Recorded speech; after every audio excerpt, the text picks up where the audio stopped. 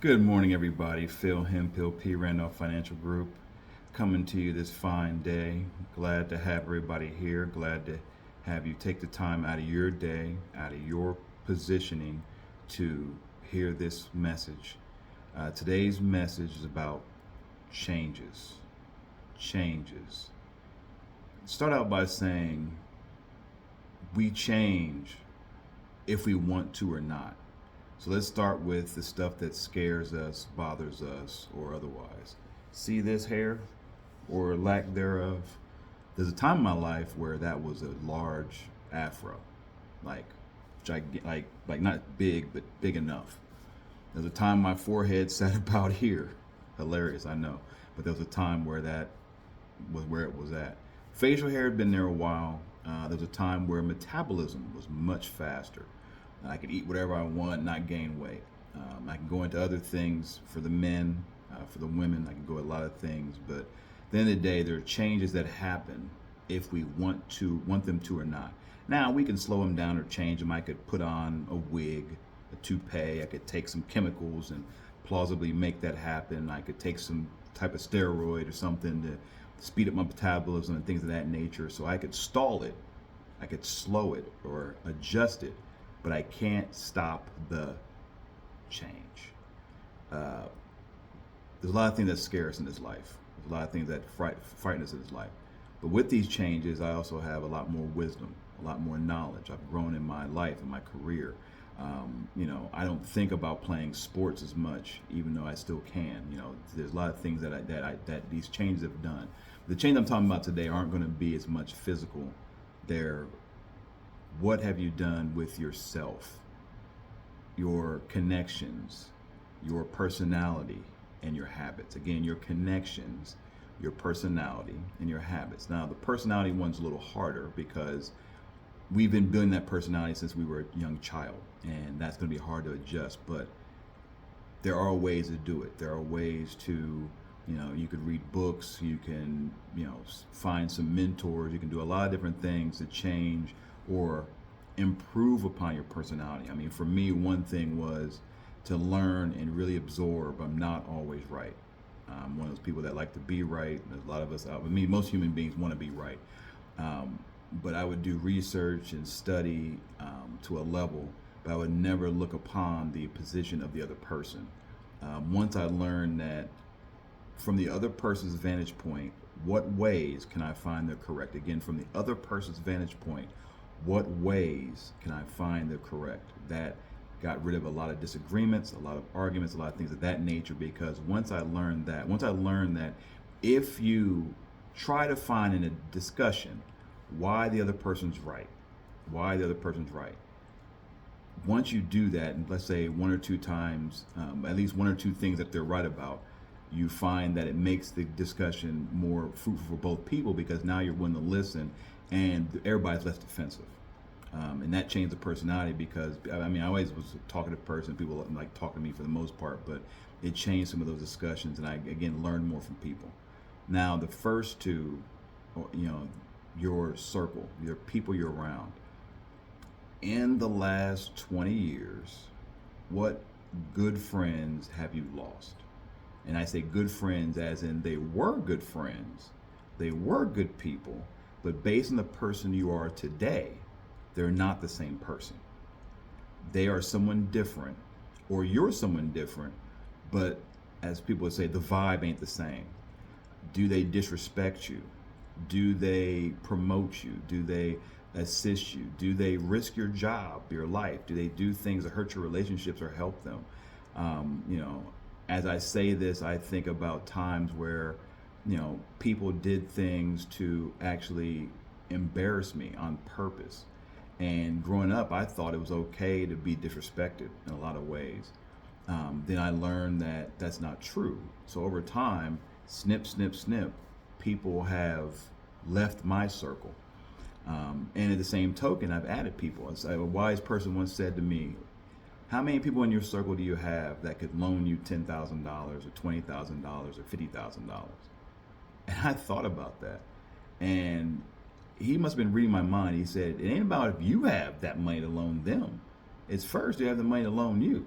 Not because you need it or want it, but it just shows what the level of who you're around. If you're the most successful person, in your group, you're in the wrong group. I've heard that 1,000 times over, but I do now understand it much better. So, first of all, who is in that group? Who is in your circle? Who's around you? What do they bring to you? What do you bring to them? What do you bring to them?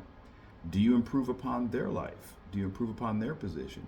Do you have a lot of people around you that, as you do things, one of my favorite things, you've changed? It's crazy.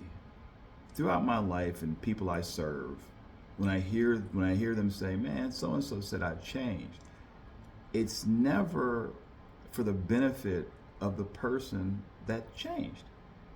The person that's telling them that is saying that you have gone to a space that I'm not comfortable with and I don't like you there. And what you have to determine for yourself is it worth waiting on that person, or do you need to move on until they change? Because it's not going to get better. Sometimes you'll be in a discussion with someone and, someone to say something, "Man, so-and-so said this about you, and so-and-so said that about you." And it's funny because if someone's comfortable to say to you about someone else something negative, that means that they don't have a love for you, or they don't have a love for that person necessarily, but they might be trying to make you feel better, or make themselves look better in front of you, and B, they believe that you agree, or at least that you're willing to hear them out on that, so that way they are comfortable venting that to you. Keep that in mind. Now, personal changes. What have you done with your skills, your habits, your goals? So first of all, habits. There's a lot of habits people have, anywhere from drinking coffee in the morning, lifting weights, to stretching, to smoking, to drinking whatever. There's a lot of things people do to start their day and throughout the day. I'm not saying I agree or disagree with any of those habits, because that is not my place to go into that. It's just, what have you changed? If you want to change something in the future, what are you changing now? The definition of insanity is do the same thing over again and expect a different result. If you've had the same pattern for 5, 10, 20, 30 years, maybe it's time to change that pattern. If you're talking to your significant other and for the 100th time, I told him or I told her for the 100th time, blah. Well, if it's been that many times, it's probably a time to change that pattern or that parameter. It's not working. When you look at yourself, it's like, I want to do certain things with myself. I want to be more physically fit. Well, you probably want to put down that donut. I want to be more physically fit. Well, you probably want to start a fitness regime or a schedule. What did you used to do? I know guys from high school, for example, that used to be Adonis. He used to be the most buff, physically fit, wonderful guys that visibly as I've ever seen. And then years later, not the same thing. Well, no one wants to do two-a-days for sure, but you have to do something to change your body. That way you can, in the future, you'll gain something. And what I mean by that is, remember, the more you do for your body and stuff now, the better payback in the future. Now, you're going to lose time when we're done. You lose time at the gym, or you might lose time on that heart machine one day. And again, we're going back. Let's go back into our habits. If every morning, I got to have a jack to wake up, it's probably a habit I want to change. I'm not, again, if it's working for you, that's you. But if I always try to tell people, find some people you trust and ask them about your patterns.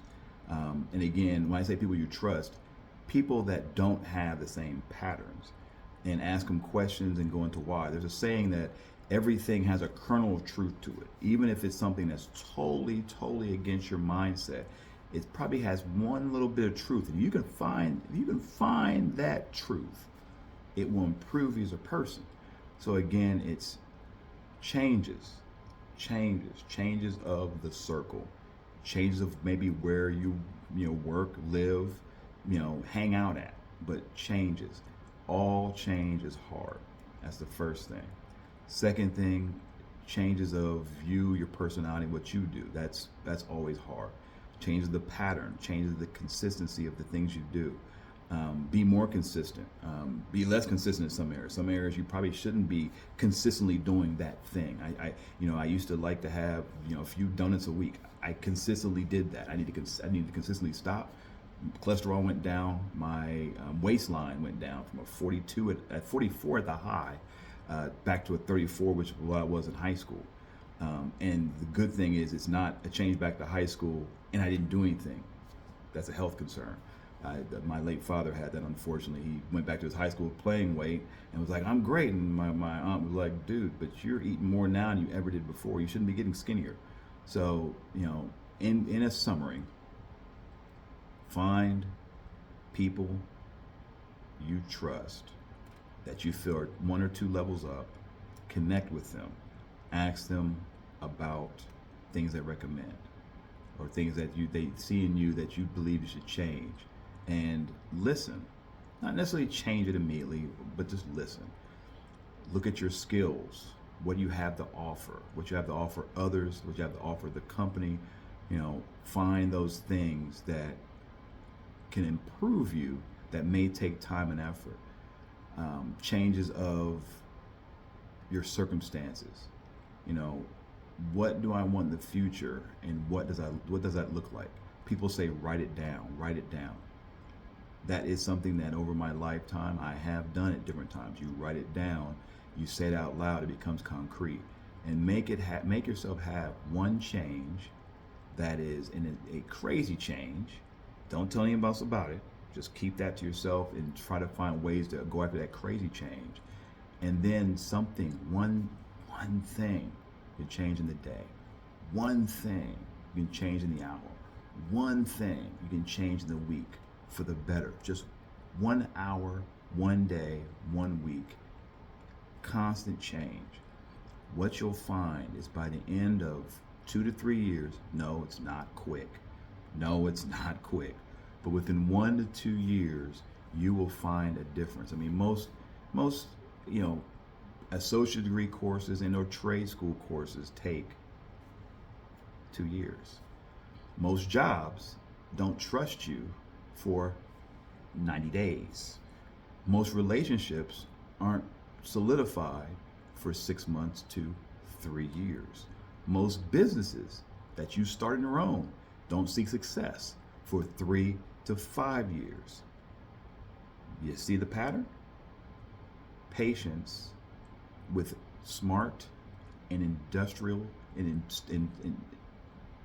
studious and wonderful and awesome changes that will pain you, like lifting weights, will give you benefit long term.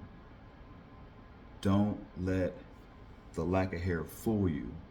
The change can be positive.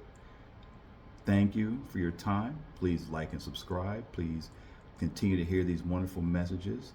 And y'all all have a wonderful, wonderful, wonderful, wonderful minute, hour, day, and week.